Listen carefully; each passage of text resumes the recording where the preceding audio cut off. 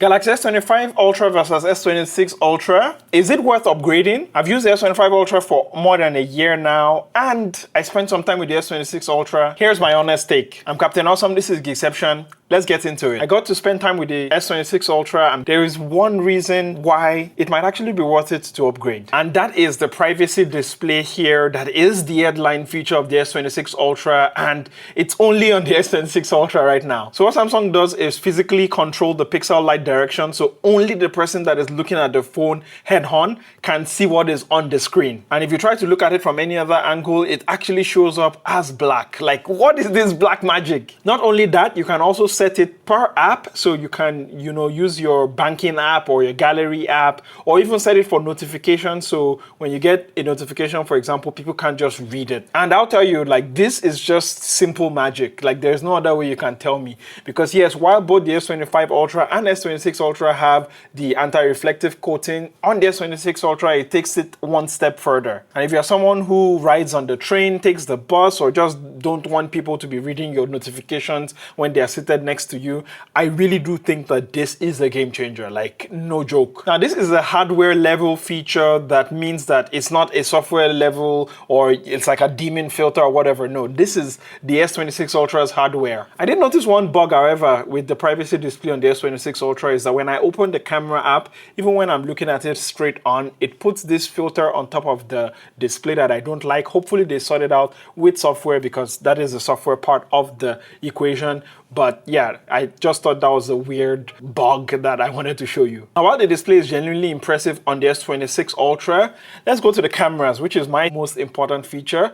Did they actually change anything from the S25 Ultra? And I would have to say that they did change something, and we'll get into it. But looking at the camera arrays side by side and outside of the camera island design, you'd be forgiven for thinking that they're the same, and honestly, they almost are. The main sensor is still 200 megapixel, but the aperture went from 1.7 to 1.4, so it is brighter. And in person, the processing looked similar, though I would want to bring it in, do my full camera test before I can give you a definitive sort of judgment on the new camera processing pipeline. Though I do know, to Samsung credit, they have been known to be able to actually pull off magic with identical hardware before, and this one is not even identical. There is some changes here now. And another feature that many people will appreciate, I think you and me, I run every single day and I record myself running every single day, I'll appreciate this, is the horizontal video lock, where it doesn't matter how much you rotate your phone, provided you lock your orientation, it will always shoot in that orientation. This is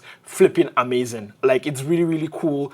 And yes, the S26 Ultra is cool for this in my books. Something I'm very excited about is the Pro Video mode now, which now has lot preview, so you can shoot in log and actually see what your footage will look like with a look pre-applied. And they have several ones there, such as coming of age, romance, thriller presets, which the S25 Ultra does not yet have. I'm not sure if this will come in the One UI 8.5 update. I hope it does, but right now it is present on the S26 Ultra. Next is the APV format, which Samsung claims will be able to give you lossless up to 8K 30 frames per second on the S26 Ultra, and Samsung is actually promising that the bit rate will be better now, which is a good thing, because I shot a lot of log video on the S25 Ultra, and I can tell you, trying to shoot any professional video on this is an exercise in pulling your hair out, because the low bit rates just meant that many of the footage I would capture here, even though yes, sure, it now has log mode, which I really appreciate, but because those bit rates were so low, it looks like a painting eventually, right? So I'm glad that according to Samsung, it now has better bit rates. And if you're a regular user just taking photos, I don't think you'd see that much of a difference. You will, but maybe not that big. Where I did notice a big difference was in the nightography, which is in taking night shots. So they actually had this room where I could go into and it could simulate the darkness, and I took a selfie in that dark room where I literally could not see myself, and it was able to like capture me pretty well. So yes, I'm looking forward to taking more low light photos. Now, the cameras tell the same story as the rest of the phone, which brings me to the design. And on picking them up, they definitely feel almost identical. I'll tell you, seriously, if someone swapped this behind your back, you might not notice, not even once. Like, I kid you not. The main visual difference, of course, is that camera island on the S26 Ultra, but it might as well have rings, because everything else look the same around the phone. Literally, I did like a 360 and everything is in the same spot. The S26 Ultra, however, is slightly just more rounded here on the edges, and it's a tiny bit more comfortable than the S25 Ultra. I would have to admit that, but honestly, I'm splitting hairs here.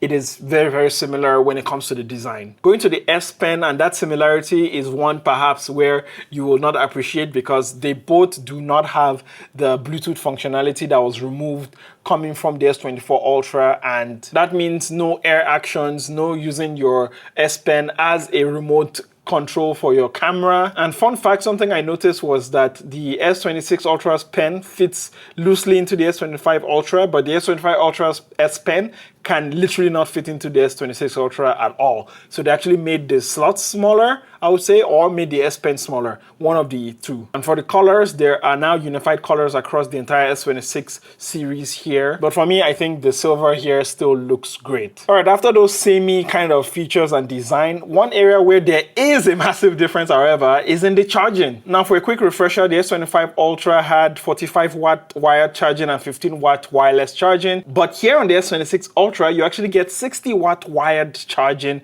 with super fast charging 3.0 and 25 watts wireless charging, which means according to Samsung, you are getting about 0 to 75% in just 30 minutes. Now it's faster, but it's not like 100 watts that the Chinese brands are doing, but you know, fast is fast and I'll take it, especially because the battery capacity is the same. It's still 5,000 milliampere batteries for both of them. We don't get any of that silicon carbon technology on the S26 Ultra. And one of the major complaints I've always had with Samsung devices is that they just are not fast when it comes to charging. And most times I just want to quickly plug it in, get, you know, like 30-40% very quickly and just head out, right? And thankfully now, at least it's much better on the S26 Ultra. So the hardware differences are very minimal, but what about the software? Now, going through both interfaces, and the speed felt identical. There was no perceptible difference here in everyday use. Where there is difference, however, is in the Galaxy AI features that are included. So on the S26 Ultra, you get the Now Nudge, which proactively surfaces info based on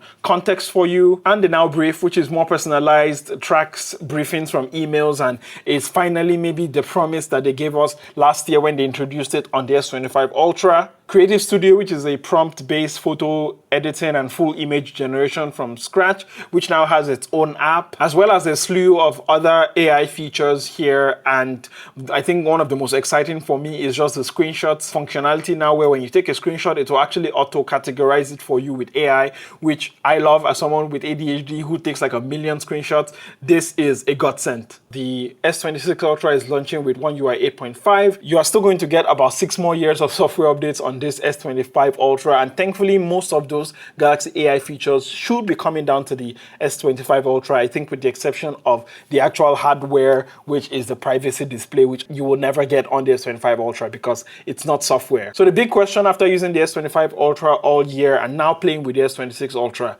is it worth upgrading? And I'll be honest here, there's not a lot of difference, at least when you take a look at it from the outside. The build quality is nearly identical. The features are almost very similar, and you'll probably be getting some of them with a software upgrade anyway. And just as an overall package, I don't find it extremely compelling to upgrade from the S25 Ultra, which is still one of my favorite phones till date, outside of the Z Fold 7, that I still use pretty much multiple times a week. So save your money if you don't care about the privacy display. I mean, it's a great feature. For me, it's a game changer, but it might not be for you if you're okay with the camera systems that you currently have right now.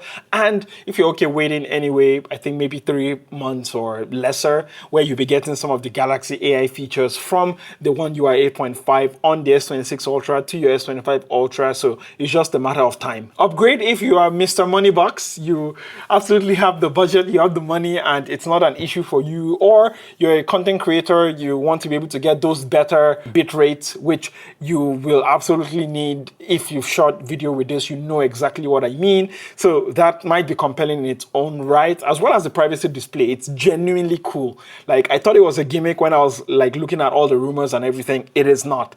Like, I'm even happy I'm able to show you on camera. So it's something that I can still show you. Like, it's not like, oh, you have to see it in person only to be able to see it. No, you can literally see it right here, right? So the privacy display is really, really really cool. And if you want all of this bleeding edge of not just the software features, but the hardware features as well, especially with that maybe tiny bump in camera, I'm waiting to just get it in so I can make my own judgments eventually. But then the S26 Ultra might be a worthy upgrade from the S25 Ultra. And my own recommendation is that if you can actually skip the S26 Ultra altogether, you can probably pick up the S25 Ultra, which I think Samsung will still be selling at a much deeper discount now than you would when this launched, and you'll still be getting such a great device. And for those who are on the older S24 Ultra, I also made a video about upgrading to the S26 Ultra, so go check that out. And if this video has helped you, do consider leaving a like, just consider subscribing. Those things are free. If you have a little bit of spare cash and you want to, buy me a coffee or become a Patreon or become a member here on YouTube, that would be even more amazing, so I can bring you more long-form, long-term videos like this in the future, as this is what I like to make, and it will be really great to have your support there. I've been a Captain of Awesome. This is Geekception. Please text me when you get home so I know you got home safe, and I'll catch you in the next one. Bye!